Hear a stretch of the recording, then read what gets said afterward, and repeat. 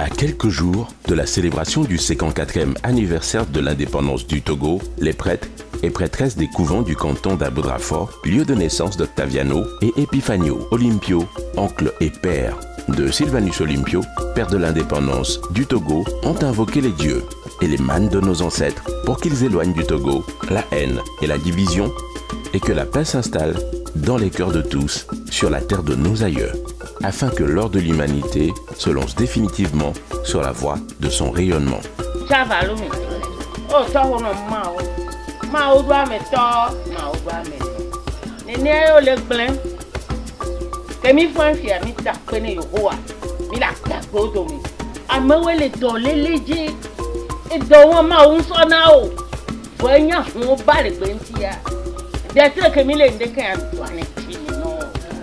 Ame fuegbe nkwa biere kala to buwa to bonto no we ebe nku gba tro amede ndo aprobe ato mu yeko yemi le bio debi ko le gbe se mi le bio fofon no ko la we ko ami le bio fofon no nkan ti mi ba di anyi do e ka hoko anu yo pin aye ya do na o ji fi de mi pe jan fo be tu ni eleyin Olympia ba ho mi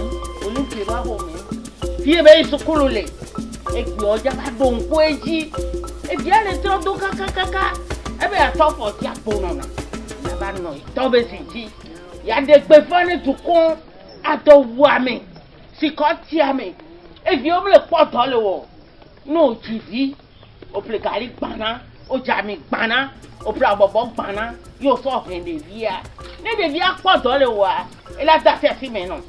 Ils ont également demandé à Dieu d'accompagner le président de la République et le président national de l'UFC, Gilles Christ Olympio, sur le chemin de la paix et de la réconciliation qu'ils ont emprunté bientôt 4 ans pour l'apaisement du climat politique et la relance de l'économie togolaise.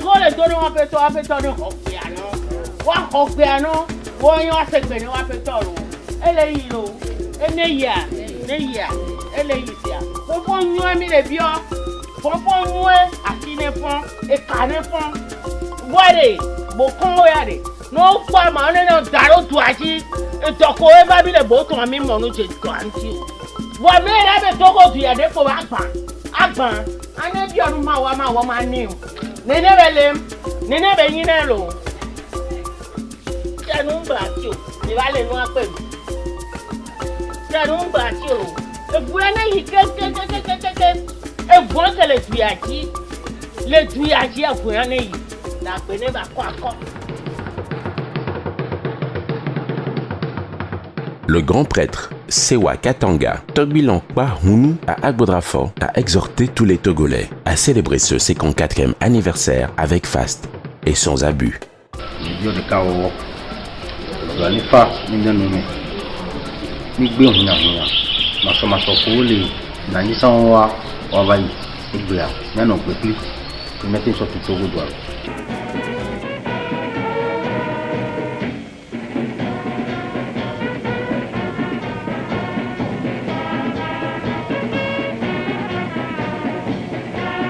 Voici quelques témoignages recueillis sur la lutte pour l'indépendance.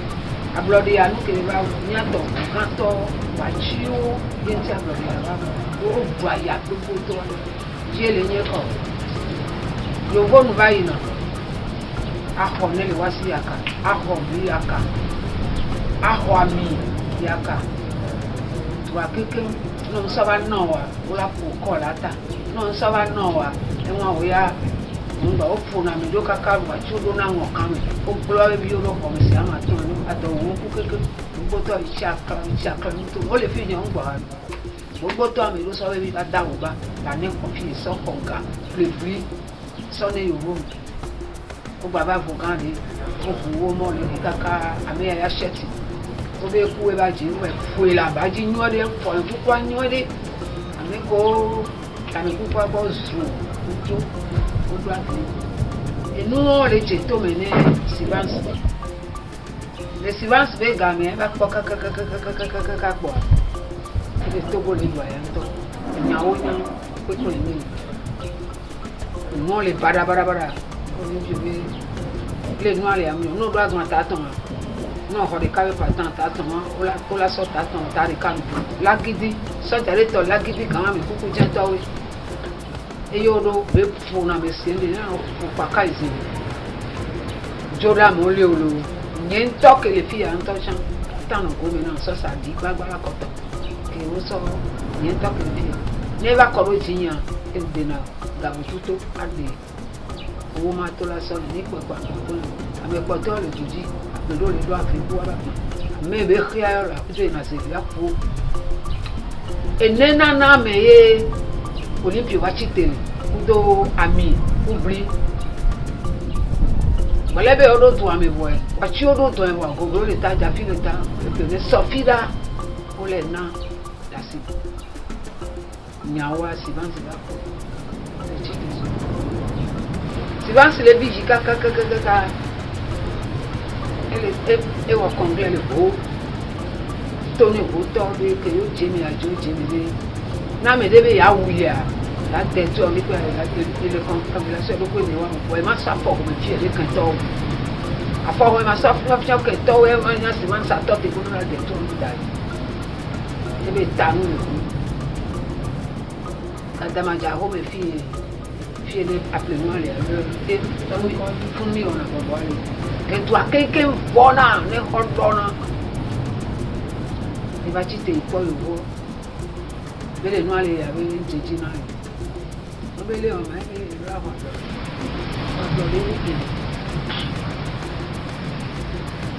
on jeji et il kakole bon chamia blo de bio mi le me kanwa mi e kaya mi le tu le konto pour se bébé nyan to gonto sorika ni blo de bio to so ga so kwa blo ni copier le kala me desi il va le dire ni kaka on va d'accord quand ça arrive là akra me ho to la po atako andesu misa kwa komi lo moto ami we a oju ya ba mi funu ami misa hajido ya ko chuchu moto abe ha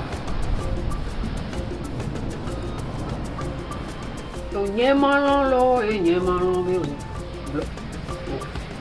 nyemalo be mi fia ko ma to be mo la lo ma nyemalo lo mi fia ko ma na be nyemalo chuchu ko ba ko ke mi da yo fi mi va trop d'avigon e nyemalo be mi fia ko ma na be mo la lo ma nyemalo lo nyemalo kakla bale ko di chan nyemalo mi ku mi pari chan nyemalo mi fia ko ma na be mo la lo ma nyemalo be mi fia ko ma do be mo la lo ma nyemalo kwa kwa misa kwada si an to fimi Olympio be bebe e ya be seye mi wo wa be no an to le gbe do mi kan na kimi la sa kwada o bi to ba America to ba o so pe keke ni ta kwala ni misa kwada e ami ne ni fa ba ni ta Grace ni pa yemi sa kwada na gale bi epoka tekwa onui America o sobele fo e be fi o ke ka pide pepe yo fo sobele nyanti yo wonjo pide pepe ka kwa gbele kwa yo wole funa vvv no yo la kwa America o ni yo o sobele funa. Quand on a fait les élections, Olympio Sylvanus exclut des candidats. Le gouverneur prétendait que quand Olympio a démissionné en 1951 pour se mettre plein dans la politique, il n'avait pas déclaré ses avoirs avec l'Univers. Les Français se sont arrangés pour l'invalider. Disons les choses telles qu'elles sont. Pour l'invalider. Donc, il ne pouvait pas se présenter. Ce qui n'était pas le cas de Santos, qui s'était présenté, qui a été élu. Mais tout le monde reconnaissait que le vrai triomphateur de tout cela, c'était M. Sylvanus Olympio. Il faut rendre à César ce qui est à César. Ça y est, dans notre papier, notre livret, là, il va laisser sa place pour Sylvanus Olympio, qui n'a pas passé à l'une. Et le gouverneur de l'époque, il disait que hey, ça va vous causer, vous allez laisser votre place au lui. Oui. C'est leur photo, ça. Photo du comité de l'unité togolaise. Tous les Togolais. Nous aussi, qui soutenons la France, afin qu'on parvienne à l'indépendance, nous doit créer Parti Togolais du Progrès. Le dirigeant du CUT, c'est Sylvanus Olympio. Le dirigeant de nous, c'est Dr Pedro Olympio. Il va ma même famille. Sylvanus Olympio, c'est l'homme qui dirige l'Assemblée représentative du Togo dans un sens anti-français. C'est l'homme à abattre. Et c'était écrit noir sur blanc, l'homme à abattre. Donc déjà, nous étions en 1946. Et ça veut dire que c'est quelqu'un qui n'a pas toujours eu l'amitié des Français. C'est pas pour autant qu'il est contre les Français. Mais il est clair qu'il a été d'une formation anglophile. C'est un des Togolais, et c'était d'ailleurs l'habitude des Togolais, une fois l'école primaire terminée ici, d'aller finir leur étude en Gold Coast. La musulmane, celle des missionnaires allemands, le collège moderne français et l'école normale d'instituteurs a contribué à donner de l'essor à l'enseignement togolais. Dans cet établissement, les futurs maîtres d'école reçoivent leur formation. À côté des études, le sport tient une grande place.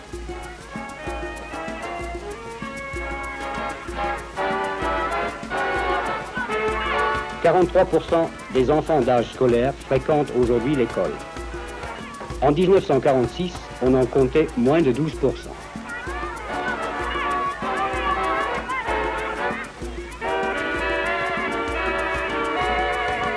Dans l'école de la mission Saint-Joseph à Lomé, nous rencontrons de nouveau des collégiens faisant du sport. Les activités sportives les plus diverses ont été favorisées par l'administration française et le nouveau gouvernement du Togo continue à les encourager. L'enseignement scientifique et l'éducation artistique n'en sont pas pour autant négligés. L'audition au Togo du Vénérabilis de Mozart est une véritable révélation.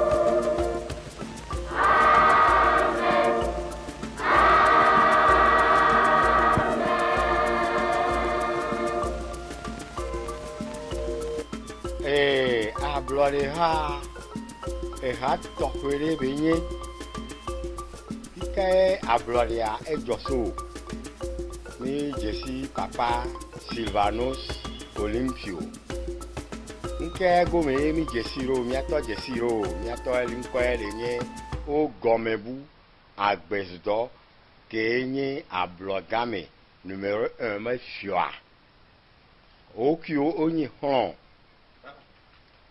enyoa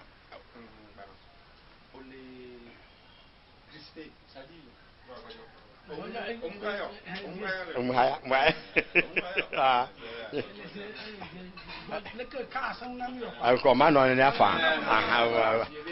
Ni ni aha. Kwa aha. Oh. Nyong.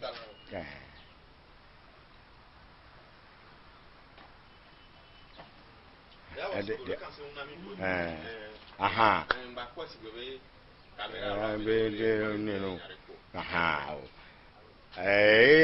papa Sylvanus Olympio jesi miato o gomebu agbesdo kele ni aglagame me fiogan aglagame numéro 1 be fiogan bon le obe gododo me o ma se nkaka me o me mpupopo horo kadodo yi ne le me a ele nyebe ene la noix du coco mi siane mi fene mi siane benye copra miato Sylvanus Olympio yeva dananewa ton ne pouvoir yeva dané ton so ina yovode anisi o be yovode le gapo pour moi mais okuto tonyo o kana semu mi no na ogbo mi sene o yo na nde bebe ablore yo la hoduya vanye yo to magba no yovo simeun nyao le o ba sem kaka me kaka miato Sylvanus Olympio le gapo pour moi mais yeso copra be nyon sova ablore be nyala ba di kaka be yo awadika ne yo hoduya o yo miatagan ameleje sibe Ben Akpalo Noé Kotokuli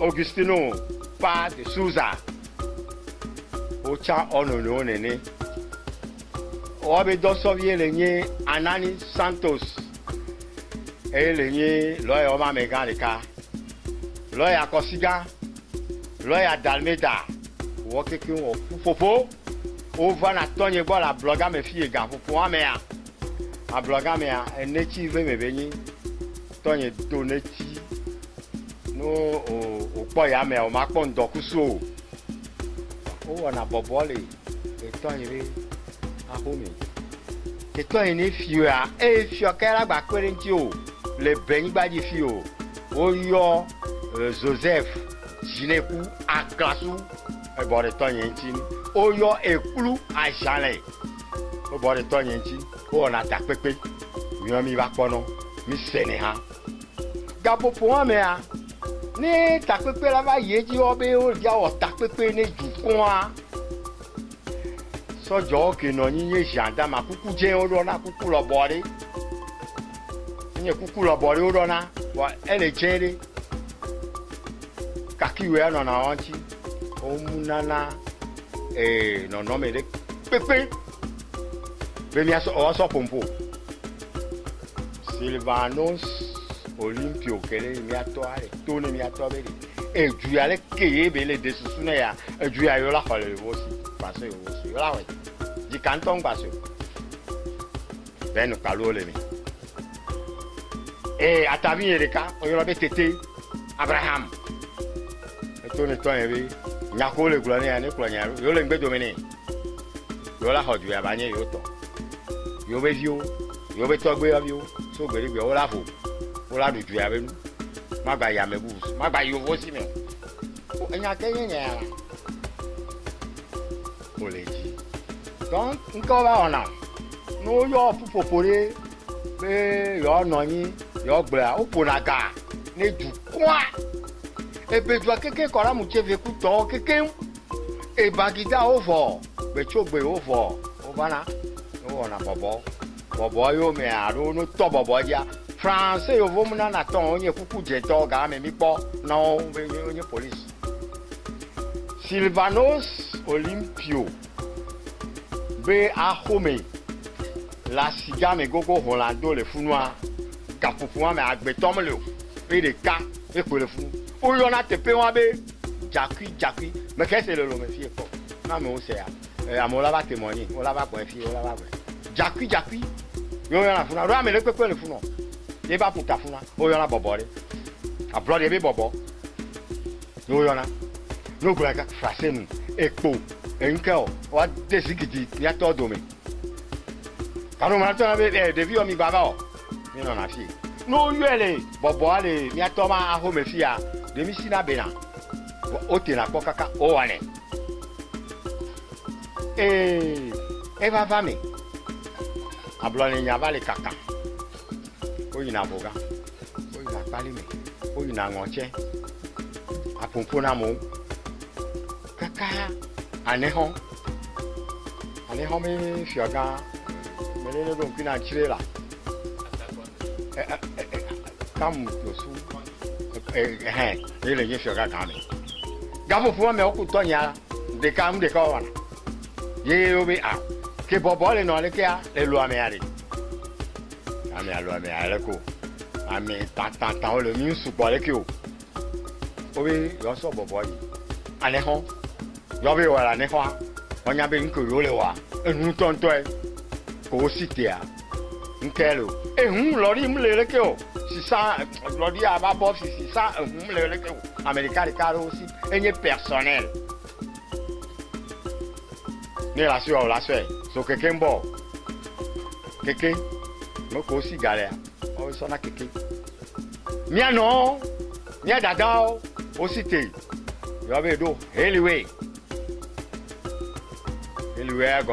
le train les besito fie ne yo so ya ne ho o ya oh so jo le funu gendarme police o so we kuku jejeje wa o ma tengo go anyway ka me ale nke ba jo eto ni ba yo mo bo no dasi hele we anti wa yo la ya ne ho mi adada ku mi no o va Calibé. Si sont les gars, bon, on est un meeting populaire. Aussi, au saut, au troya, gâteau à la mer, au diamant, au rotary, à l'écran, cacao lavé d'eau, bon, jamais. Sur les gogo avec la foi sans les dos. Oyona Calibé vide lo asi oyona be ngoli poti amia ba yo le français gbe le lampion o sine kudo amidien yenye crazy que non aime aro pétrole que non aime amidien o dona fovu emi afovu ke benya e togbe on toponya o so donne e yapona o zona moku Calibé viwa plus de 1000 personnes.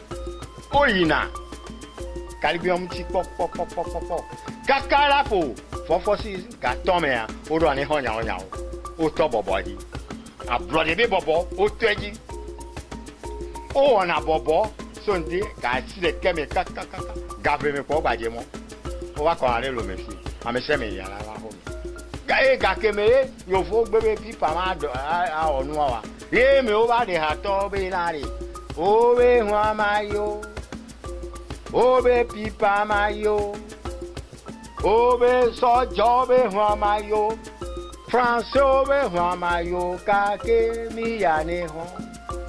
Obe hwa mayo, obe pipa ma de afo, kake ami tofo yane ho. O baba, o bo. E ma no gare me, obe o glanyo kaka ko be, akodada me nya javado. Parti on me fait quoi les jouer progrès unité Niao bientôt ami le bientôt yo me onye unité les gars pour moi mais progrès olé o be ma hoblore progrès o be ma hoblore bientôt be la hoblore a bientôt Sylvanos Olympio et toi yam nya omo no bobo ko be nkejo o be ja yo vote oni les gars pour moi mais ah loko la oro kwa ojo na pena ni atoro na hu anu asiba edo na hu eyo wede ele kaka gbo nke bebe se gbo e gbo na oleji kaka e ba ro fifia ebe yo fo ba no be yo la so blood na mi no mere be mi la ho blood comandare le fie o ya la be mai John l'impôt le mia si gagné. Un po l'impôt a olana nepi palme, noix de palme. Olana nepi, noix de palme. Kotokureka. Nos béa olana, un sac de maïs. Les gars pour moi. Amo bena, amo muna non. Amo nana, moro bena. Vinyena tukara, nona kopiani. La bloga me fi. Kaka akoda wivaro. Pogro. O makanamu. Kota kora neho. O doit me vogan couteau. Amerole a. Oh les unités mêlées. Vogan. Les unités mêlées neho. Partout. Oh les mecs. Akoda wi kegbona. O la gbabe wo. Meeting de carré. À tout l'année, adoré enfin. Enfin, il y a. Tombé, mais sans vie. À besoin. Avec au mousson. Et Bobo. Unité, mais Bobo, il faut nous soit d'accord.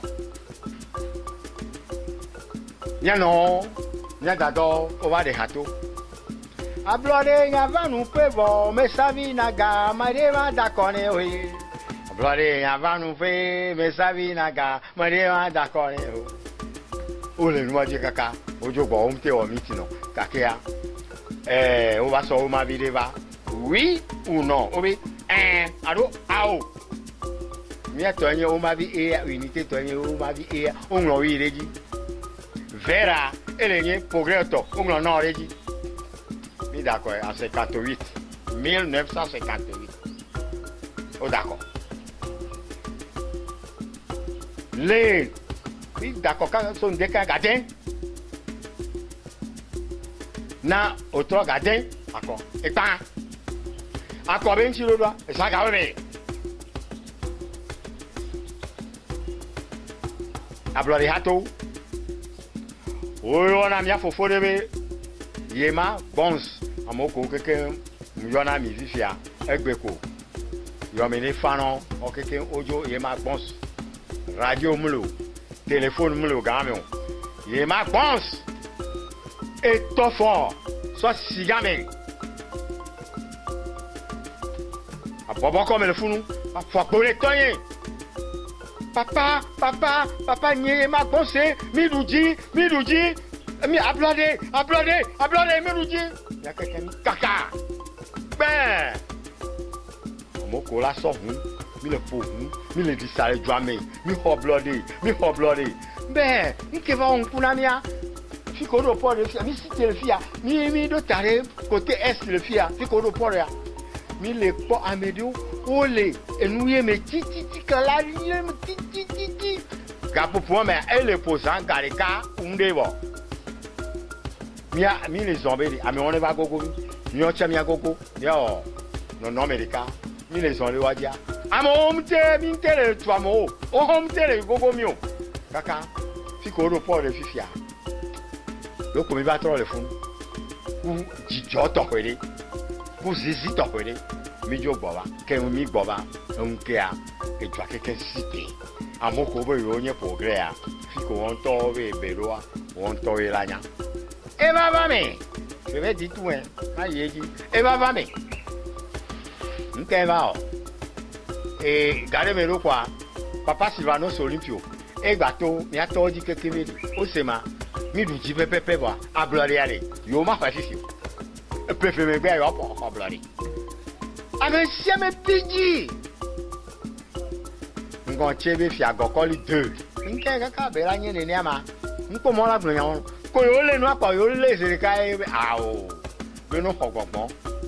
E la gba yo vo de a jom le me. Azake gbe yo la gba.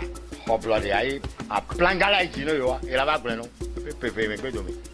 De 58 à 60 et viva nasa. Le 27 avril 1960, drapeau là dit. Le 26 à nous étions au stade municipal à Lomé ici.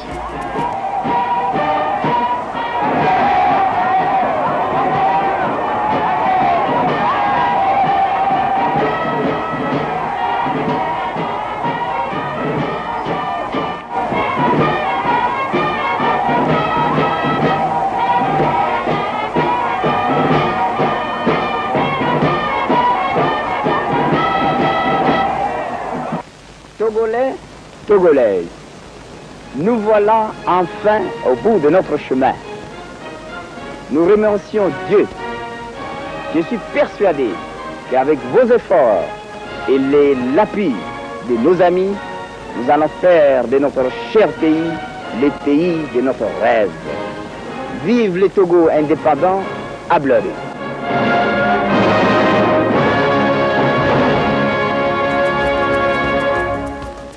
Ablodé nyaba Togo pewe peye biko. Nya Togo viwo kata mi pe fusupo. Nya odo kusibasu ke ni Togo biko. Ano virolo bano nya tumekire yo. Et Togo pata l'Ablodé me soma voso yi ma fomi. Mi yo na la gbedna fo e mi yo da ku ya na ne ba jo polo ni bidiro. Mi yo na la gbedna fo e mi yo da ku na ne ba jo polo ni te dia e ya e la pe muswa ya da lo le ga ya so de ni te dia e ya e la pe muswa ya da lo le ga ya so de ni da ko ma mi te jo buji ni da ko mo mi te jo buji mi yo na la gbedna fo e mi yo da ku ya na ne ba jo polo Olympio va gbagba kene beji ejene devio ejene gbebio ejene nyame ko mi le defile onya yo kwata ejene nyame vio ye va gbagba ya je ke nwa ke do ya etone be etanu le ho to ni o kon be etanu no la wu ya te ko la gbara wu ye ma sa fo home so fiere ke to ke nwa ke ka popo abadu akuyo e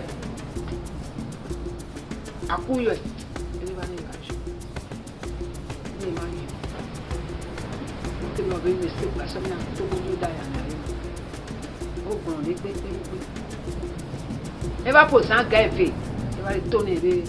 O no ejo no do se bi mo to. Mu be le nyanya me no Olympio bo le ja wi. Jo wi la bo. Le nyanya me ne. Susui den to. Quant au président national de l'UFC, M. Gilles-Christ Olympio, il est revenu ici sur sa nouvelle vision politique et les perspectives de l'Ablodé. Ablodivio peut ce soir de métro. Un faible ton monnaie. Et n'y a pas de glomiele. Toko peta ton bateau, si va nous Olympio, y est blabé.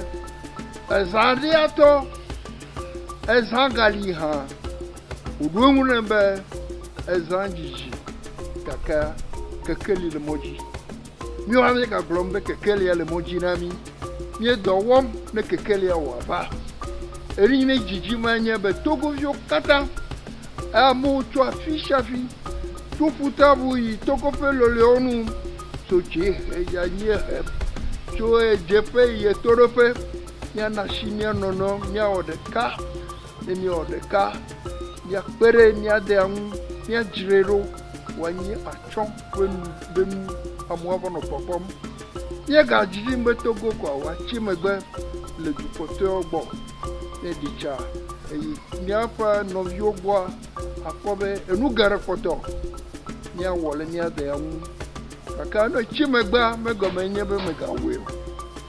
Egome kenyebe na fore un na donse no vio nia were du. Alebe nia da nia fa edua de tolo. Enyama Ablodivio be susu egba. Togo pata l'Ablodé me soma voso yi ma bon. Le vieux boumoire ejebe na pereun na kleva afme na de nou gomeni. Nyate fe bnia va ya ni bu gabusobo. Akama onaneko. Nya be vieux boumoire. Nya yo bon, nya fonu non.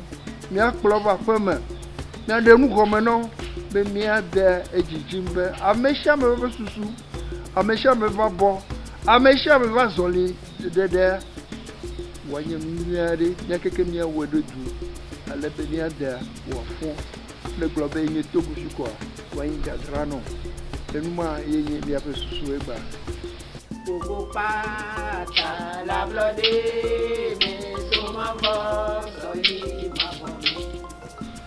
Togo doit sortir au toi et du bon temps titre. Quoi autant. What's right, Banner?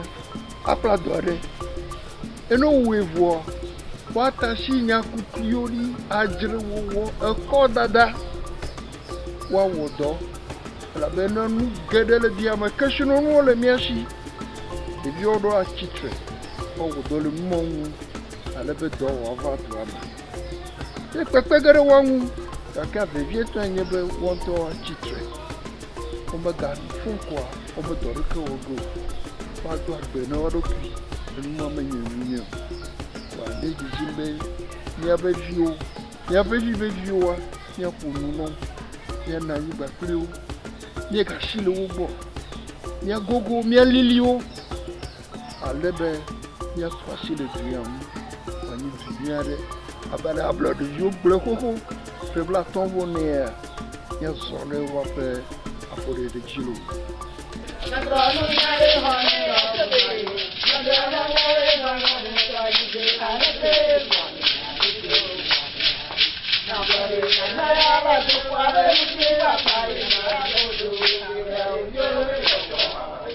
Thank you.